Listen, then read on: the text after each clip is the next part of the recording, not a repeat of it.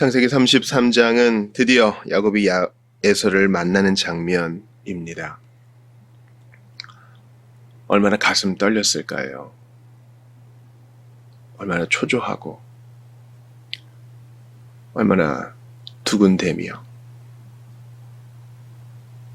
얼마나 겸손해졌을까요? 물론 기도 응답을 받았습니다. 그러나 현실 앞에서 우리는 두렵고 떨리는 마음을 감출 수 없죠. 제가 한 생물학자의 신앙 고백이라는 책을 읽었는데요. 참 제가 느끼는 바로는 이공계 분들이 어떤 수학과 과학에 정말 창념하고 전문가인 분들이 그리스도를 믿으면 정말 새로운 시각으로 주님을 따르는 것을 보면서 많이 배웁니다. 근데 이분도 결국 이제 이 낮은 곳에서 주님을 만난 후에 고백을 하는 것이죠.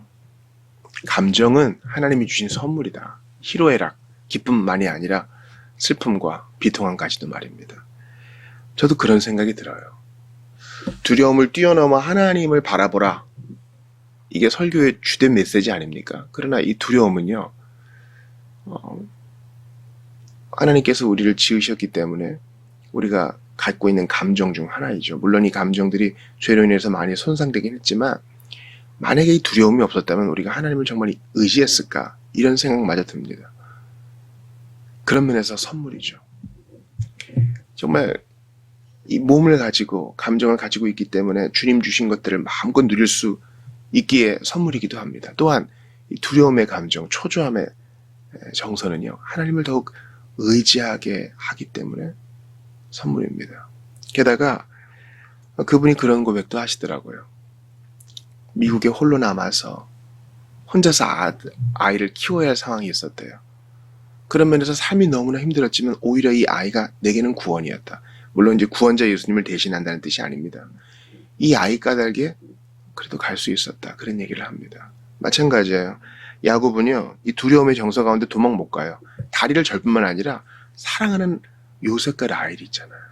물론 이 편애는 잘못된 것이지만 그는 이제 이도저도 못하는 이 떨리는 감정을 가지고 주님만 의지해야 되는 상황에 직면했습니다. 이제 도망가지 않아요. 물론 때를 네 때로 나누어서 비라와 실바를 제일 앞에 세우고 이제 두 여종을 앞에 세우고 그 다음에 레아, 그 다음에 이제 라헬을 두고 각각의 이제 자녀들을 붙여주었죠. 루벤이 이제 20살은 됐을 거예요. 그죠? 그러니까 알 거는 다 알 나이예요. 시므온과 레위, 유다도 10대 후반이나 중반쯤 됐겠죠. 상황을 다 알 겁니다. 여러 생각이 들었겠죠.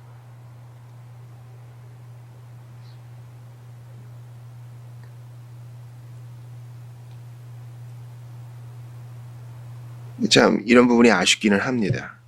근데 이 본문에서는요, 특별히 이런 부분에 대해서 지적하고 있지 않기에 일단은 우리가 읽어 넘어가야 할 것입니다. 현대사회에서는 이러면 안 돼요. 편애하면 안 되고 또 한 남자는 한 여자를 배우자로 삼아야 할 것입니다. 온전한 양손잡이가 없듯이 우리도 어쩔 수 없이 편애를 하는 사람이지만 그래도 그것을 이기려고 주 안에서 애써야 할 것입니다. 이러한 문제뿐만 아니라 야곱은 여전히 그 옛사람의 본성이 남아있어요. 하나님도 뵙고 주님과 씨름도 하고 응답도 받고 이랬지만 여전히 아직 부족해요. 우리랑 똑같아요. 다를 거 없어요. 에서가 그를 용서하고 기분 좋게 받아들였지만 같이 세일로 가자. 동생을 위해서 이제 호의를 베푸는 거죠. 그러나 야곱은 간다 해놓고 안 갑니다. 형님 먼저 가시라. 그럼 사람을 붙여줄게. 그럴 필요까지 있겠습니까? 안 가요. 물론 하나님의 뜻은 그가 이제 가나안 땅, 고향 땅으로 돌아가는 것이기 때문에 지금 세일로 갈 수 없습니다. 세일은 이제 요단강 동편이니까요. 그 강 건너에 있는 약속의 땅으로 가야 돼요. 이삭을 만나야 돼요. 왜 아직 안 가나 모르겠어요. 숫곳에 머물렀다가 세겜에 정착합니다. 거기에 땅도 사요. 왜 아직 안 가나 모르겠어요. 긴장이 풀렸을까요? 그냥 여기가 좋다고 생각했을까요? 아니면 너무 에서와의 거리가 멀면 안 된다고 느꼈을까요? 모르겠어요. 본문은 거기에 대해 말하지 않습니다. 여호와는 그는 한 고비를 넘겼습니다. 중요한 한 고비를 넘겼습니다.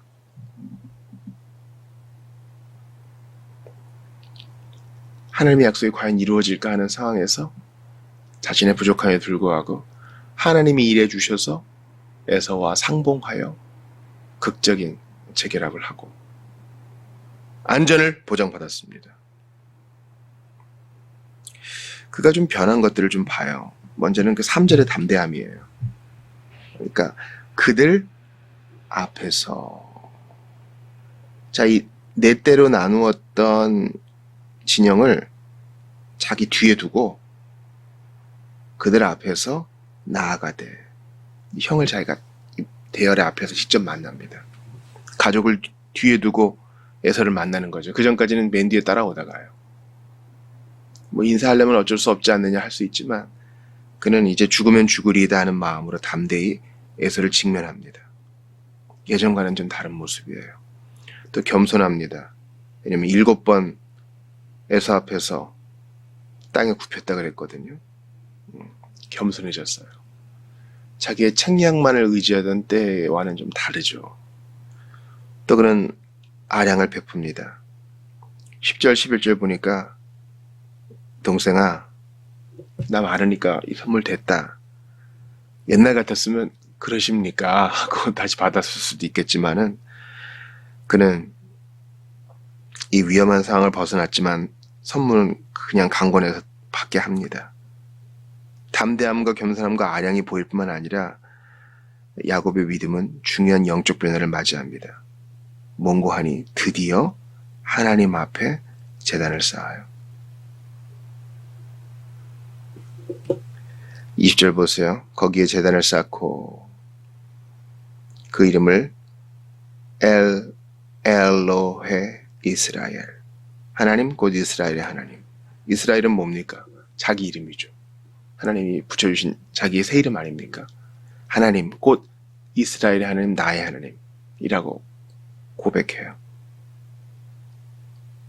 이제서야 첫 기록이에요. 이제야 나의 하나님이라고 불러요. 전에는 단 한 번도 이렇게 한 적이 없어요. 그러니까 야곱이 담대함을 보이고 겸손함을 보이고 아량을 베푼 거 이것도 다 좋은 변화예요. 그러면 제일 큰 변화는 뭐예요? 나의 하나님 고맙습니다. 이렇게 고백하게 된 거예요. 아직까지 부족해요. 아직까지 말 바꾸고요. 아직까지 변해하고요. 아직까지 절뚝여요. 그래도 나의 하나님이라고 부를 수 있는 거 여기에 소망이 있어요. 오늘 본문의 강조점은 여기에 있는 것 같아요. 여러분 우리가 정말 주님을 닮고 내가 은혜 받았다고 느낄 때 있죠. 여러분은 어떠신지 모르겠지만 그럴 때마다 주님은 저에게 내 실상을 보여주세요. 너 아직까지 이런 부족한 점이 있다라는 것을 보여주는 것 같아요. 아직까지 표리부동해요. 사람들 앞에 드러나면 누추한 모습들이 있어요. 그리고 신성모독적인 생각도 하고요. 누구를 판단하고 미워해요. 해서는 안 된 말도 하고요. 그릇된 결정들은 얼마나 많은지. 이게 나예요. 주님은 그래도 이 변화로 말미암은 고백을 받으십니다. 이렇게 이런 상황 중에서 쌓은 제단을 예배로 받으셔요. 그리고 야곱의 시간을 존중해 주셔요. 여기 정착하면 안 됐거든요. 그래서 나의 하나님 그 고백을 받으세요. 그렇게 고백하게 하세요. 나의 하나님이 얼마나 중요한 고백인지 여러분 아시겠습니까? 맞아요. 하나님이 계셔요. 근데 그 하나님은 나보다 나은 그 누군가의 하나님일 수 있겠죠. 순교자들의 하나님, 신앙 고백자들의 하나님, 또 교회 교부들의 하나님, 그리고 나보다 앞선 믿음의 선배들의 하나님 될 수 있겠죠. 근데 그분이 내 하나님이라는 고백은 완전 다른 거예요. 그 모든 장애물들, 거치는 것들, 거리끼는 것들 다 버리고 오직 그리스도 안에서 담대하게 그분 앞에 직접 나아갈 수 있는 거예요. 내가 그냥 전에 들었던 하나님이 아니라 내 인생 가운데 오셔서 손을 내밀어 주시고 나를 만져주시는 하나님, 내 이름을 불러주시는 하나님, 내 인생에 관심을 가져주시는 하나님, 나를 통해 영광 받기를 원하시는 하나님! 이 고백을 할 수 없다면 우리는 비참한 사람입니다. 여러분 어떠세요? 나의 하나님 고백합니까? 다윗의 하나님, 아브라함의 하나님, 모든 선지자들의 하나님, 예수 그리스도의 하나님이 내 하나님이세요. 내 아버지세요. 나의 주님이세요. 나의 구원자세요. 나의 창조자세요. 나와 그분 사이에 이 실존적이고도 실제적인 만남과 교제가 없다면 우리는 비참한 자입니다. 제 아무리 많은 선물을 받았어도, 제 아무리 많은 세상의 복을 누린다 할지라도 그는 비참한 자입니다. 내 하나님. 주는 내 아버지, 나는 아들. 나를 위해 오시고, 나를 위해 사셨고, 나를 위해 죽으셨고, 나를 위해 부활하셨고, 나를 위해 기도하시고, 나를 위해 다시 오시며 나를 영접해 주실 그 하나님을 여러분 믿습니까? 의식합니까? 기대합니까? 바라봅니까? 그러니까 야곱이 제단을 쌓고 나의 하나님이라고 부른 것은요, 오늘날 나의 사건이 되어야 돼요. 오늘도 제단을 쌓는 마음으로 주님께 그렇게 살아갑시다. 목사님, 오늘 대단히 분주한 하루가 될 것 같은데 어떻게 제단을 쌓습니까? 제단을 쌓을 때는요, 다듬지 않은 돌로 쌓아야 되거든요. 이 모습 그대로 주님께 나아가는 거예요. 주님, 이 상처받은 마음, 상한 마음도 제물로 받으신다 그러니까, 여호와께서 구하시는 것은 상한 마음이라 그러니까 이걸 올려드리면서 내 하나님 아시지요? 고백하는 거, 크게 제단 쌓는 거예요. 나의 가장 귀한 정성을 주께 내어드리면서 가장 허드렛 일도 주님을 생각하면서 하면서 내 하나님 아시지요? 주님 영광 받으소서. 이게 바로 제단을 쌓는 거라고요. 이게 하나님이 원하시는 삶이에요. 뭔가 대단한 일을 하기보다는요, 오늘도 주의 이름으로 참아가며 하나님, 주님께서 다 보고 계시는 줄 압니다. 신원하여 주소서. 영광을 받아 주소서. 바른 판결을 내려 주소서. 주님을 기억할 수 있다면 거기서 제단을 쌓는 거라고요. 쉽게 상황이 바뀔 것 같지 않아요. 몸의 병은 금방 나을 것 같지 않고 아이는 금방 좋아질 것 같지 않아요. 나는 주님을 좀 급진적으로 닮아가고 싶은데 좀 변화가 느린 것 같아요. 그래도 이 마음 그대로 찬양의 제사를 올려드리고 주께 의지하는 마음을 올려드릴 때 그게 바로 제단 쌓는 것이라 하겠습니다.